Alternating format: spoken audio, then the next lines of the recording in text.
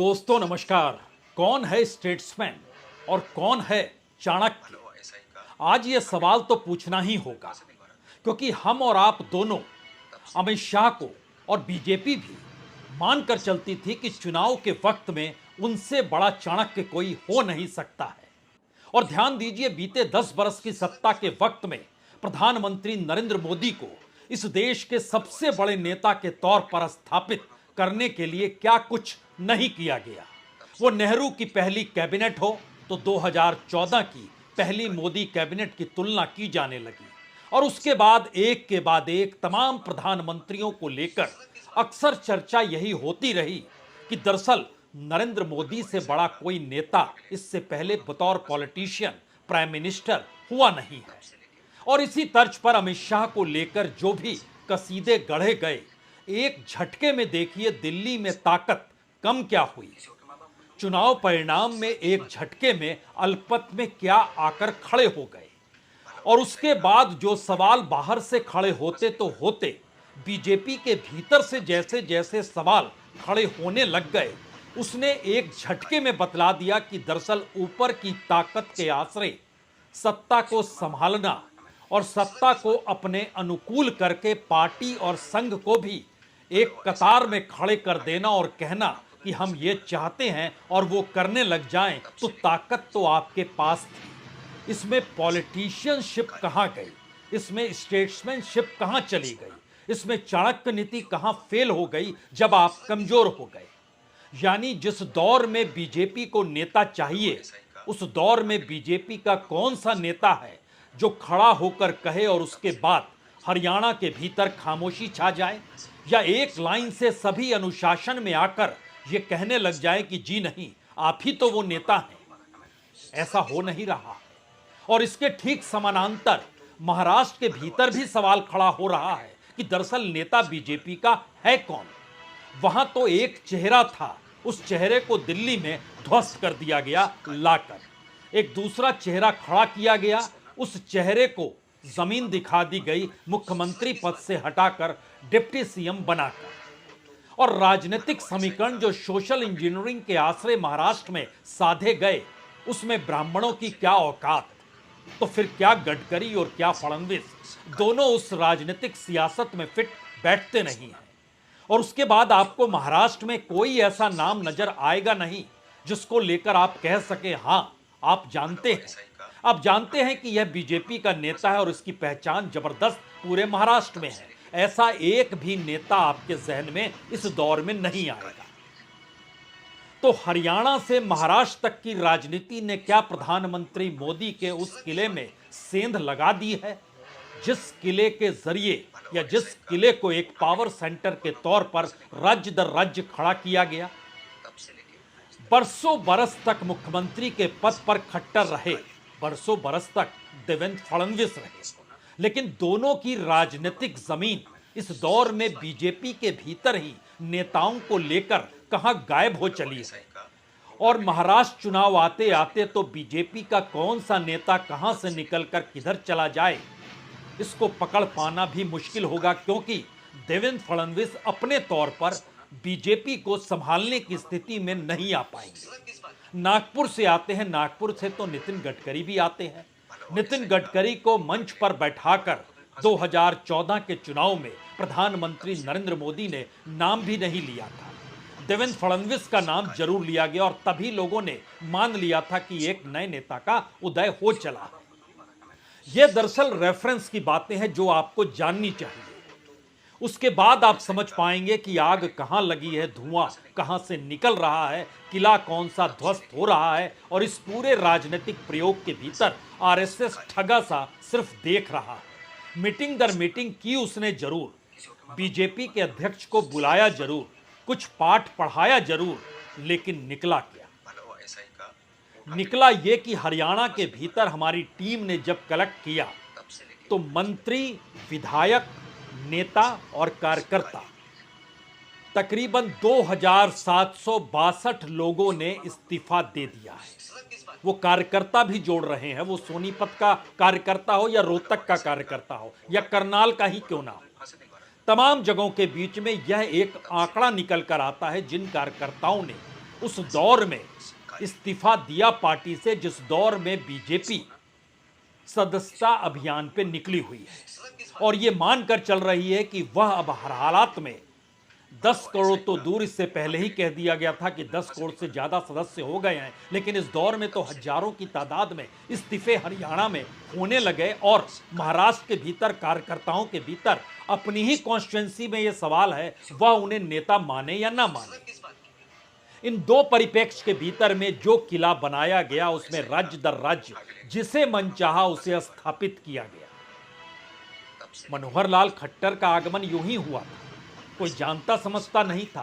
देवेंद्र फडणवीस एक झटके में निकल कर आए क्योंकि पीछे दिल्ली खड़ी थी, लेकिन उस दिल्ली ने सामने जब एकनाथ शिंदे को कर दिया तो महाराष्ट्र की राजनीति के भीतर नया मंत्र अब ये आ चला है कि लाडली बहना का पूरा लाभ, जी समूचा लाभ राज्य के मुख्यमंत्री और उनकी पार्टी को मिलने वाला है। उनका नाम है एकनाथ शिंदे, यानी वो शिवसेना जो शिवसेना से टूट कर आई, और वो दोनों शिवसेना को मिला दीजिएगा अलग अलग तरीके से तो इनका वोट बैंक बीजेपी के पार चला जा रहा है, जो कि लोकसभा चुनाव में नजर भी आ गया क्योंकि दोनों के अलग अलग वोट बैंक और दोनों जब एक साथ थे वो वोट बैंक 60-40 का रेशियो है। उस वक्त 40% था तो अब उसमें 60% और जोड़ दीजिए। यह बिल्कुल नई स्थिति है, बीजेपी के लिए मुश्किल स्थिति है क्योंकि बीजेपी के भीतर नाम किसे लिया जाए। क्या यह कल्पना की जा सकती है कि खट्टर को हटाया और सैनी को बनाया और वो सैनी एक नेता के घर पर पहुंचे मनाने के लिए? कंबोज का हम जिक्र कर रहे हैं, कर्णदेव कंबोज, जो इंद्री विधानसभा से जीते थे 2014 में।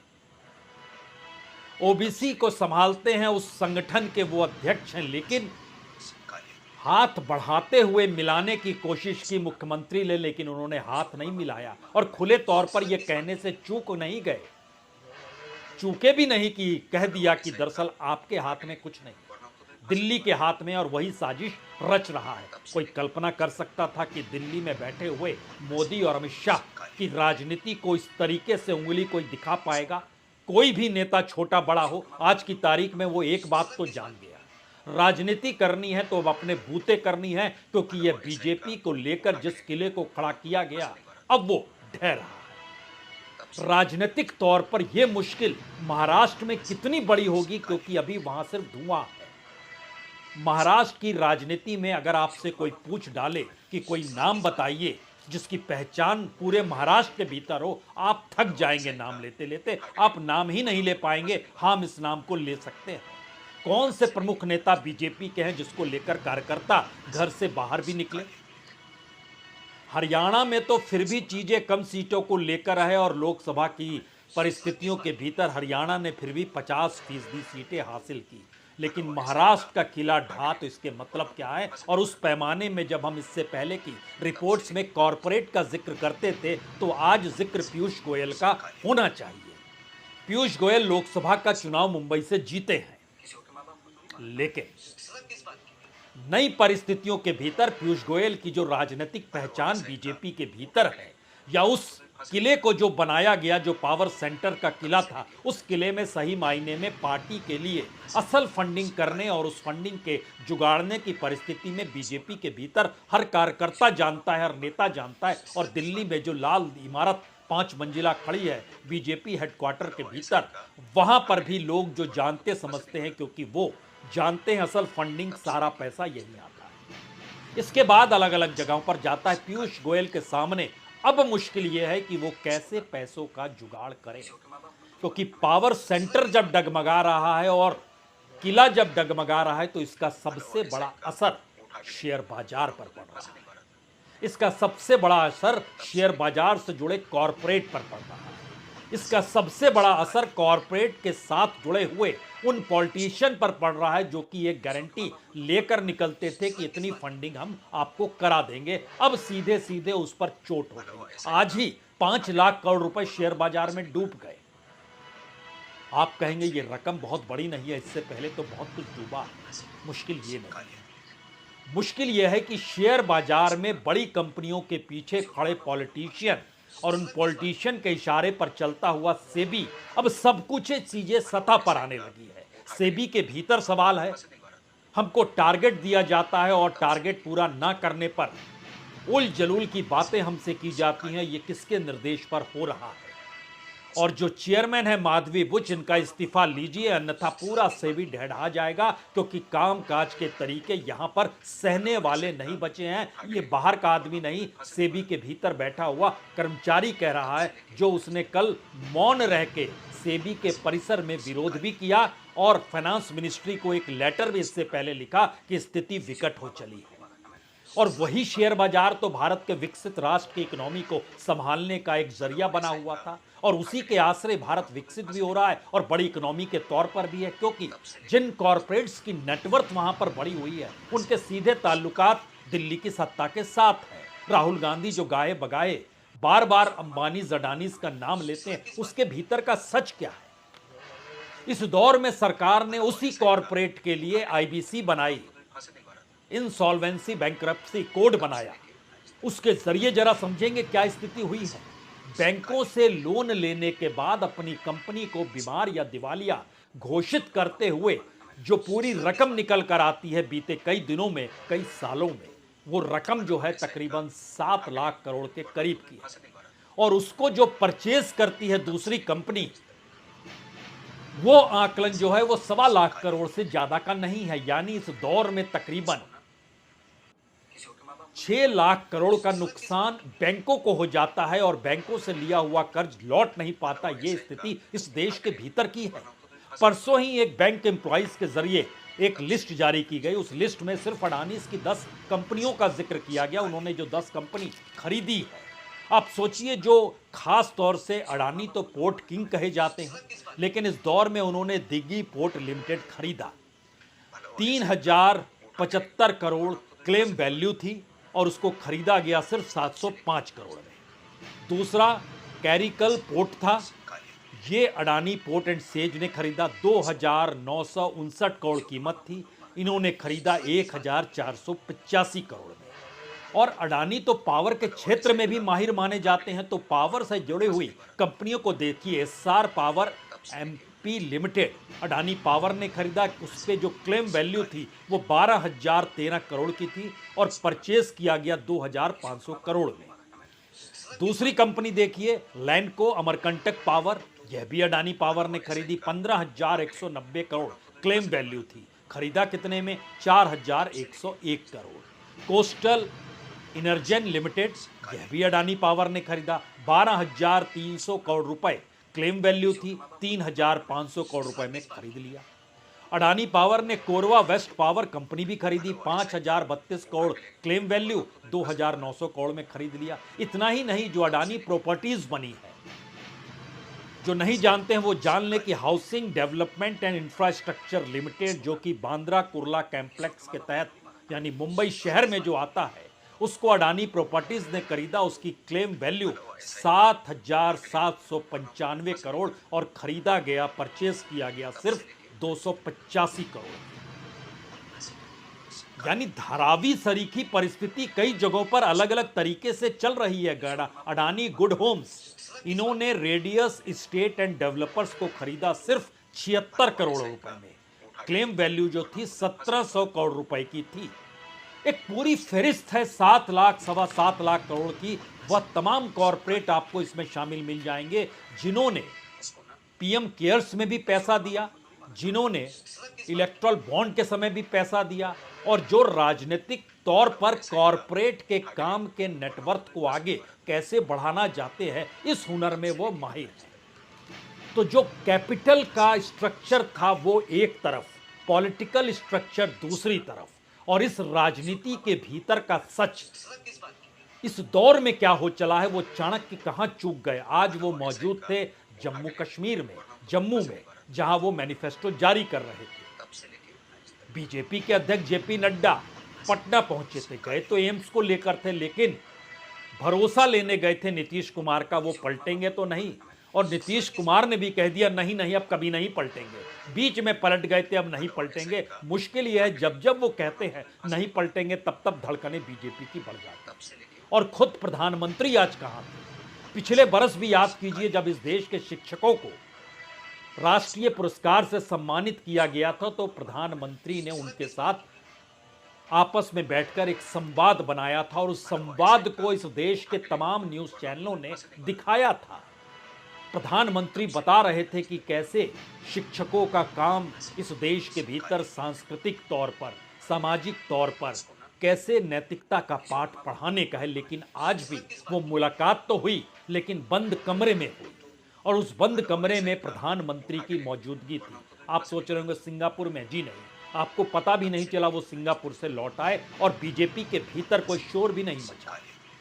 तो जब किला ढहता है या फिर जिस पावर सेंटर को आपने खड़ा किया है, जब उनकी बत्ती बुझती है तो क्या होता है, इस दृश्य को देखकर आप समझ जाइए। ऐसा ही का उठा के ले गए, वरना उसको तो फांसी दिलवा रहा था। तब से लेके आज तक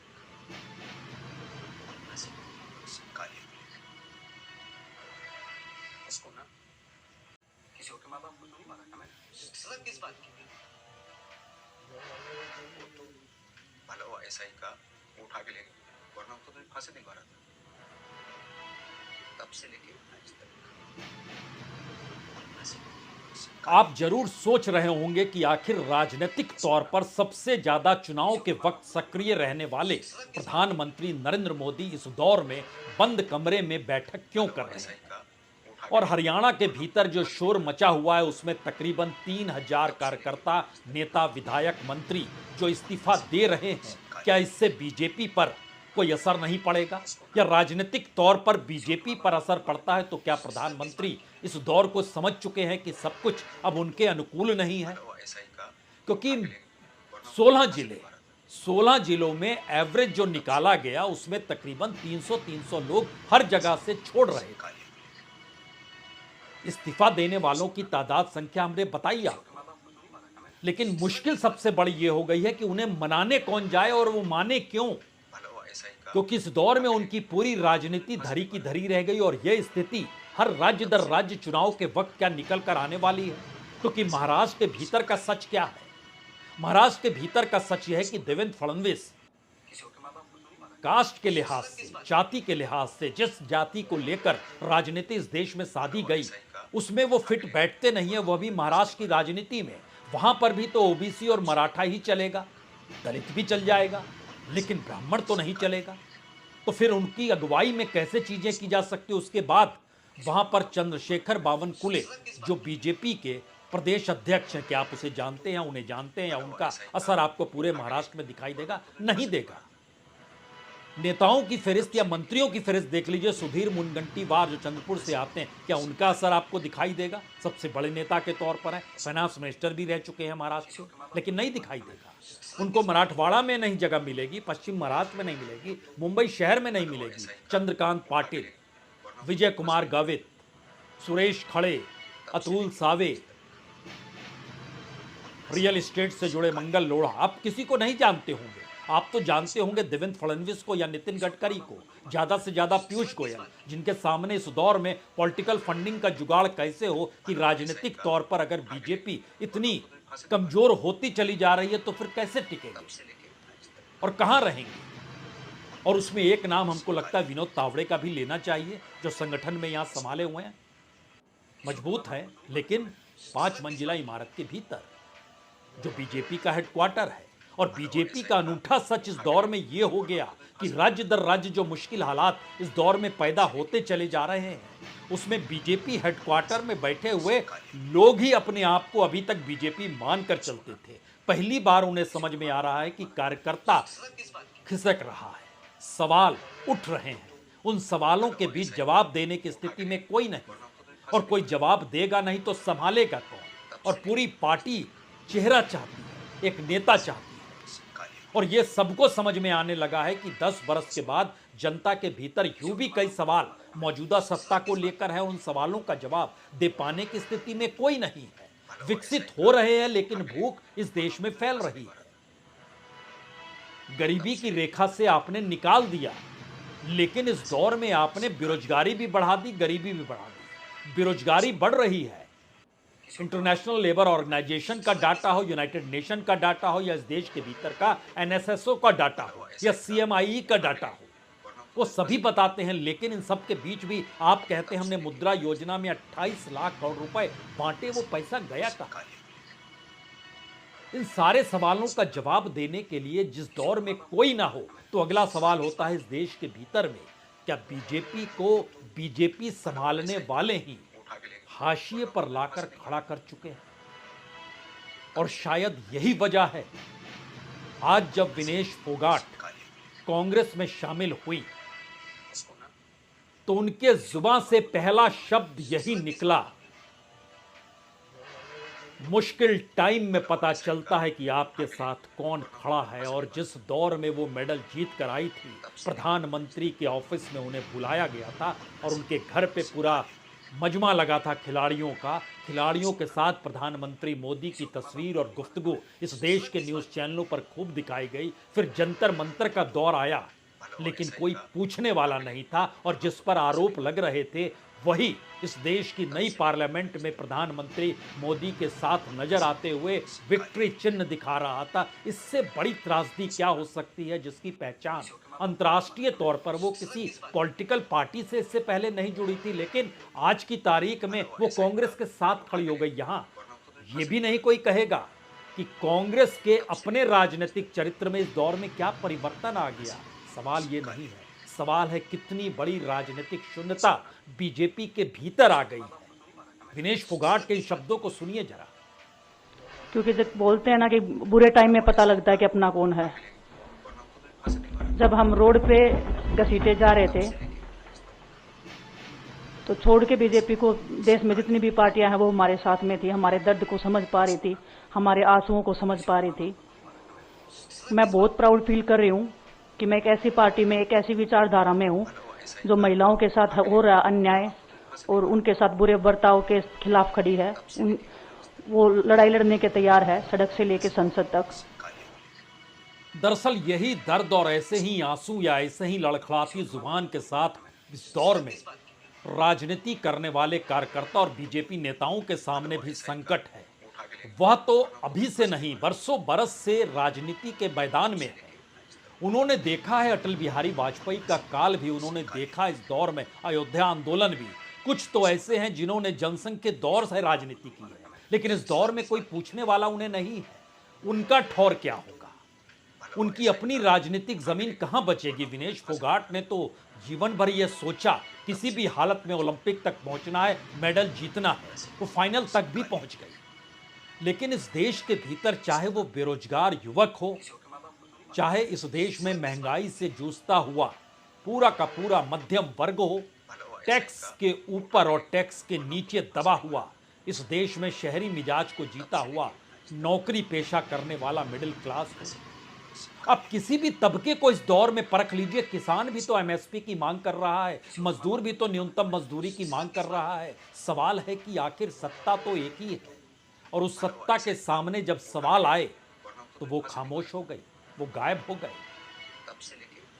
तो वह लोग तो कुछ ही नए नेता और किसी नई सत्ता को खोज लेंगे, लेकिन बीजेपी के लोगों के भीतर जो सवाल है वो हरियाणा में बगावती तौर में आग की शक्ल में है, और धुएं के तौर पर अभी महाराष्ट्र में चुनाव की तारीखों का ऐलान होने तो दीजिए, फिर आप समझ पाएंगे कि दरअसल जिस किले को दिल्ली से खड़ा किया गया और जिसे पावर सेंटर बनाया गया, वो 5 मंजिला इमारत की नींव कितनी मजबूत है या कितनी कमजोर है। दोनों इंतजार करते हैं, हम भी और आप भी। बहुत बहुत शुक्रिया, बहुत बहुत शुक्रिया।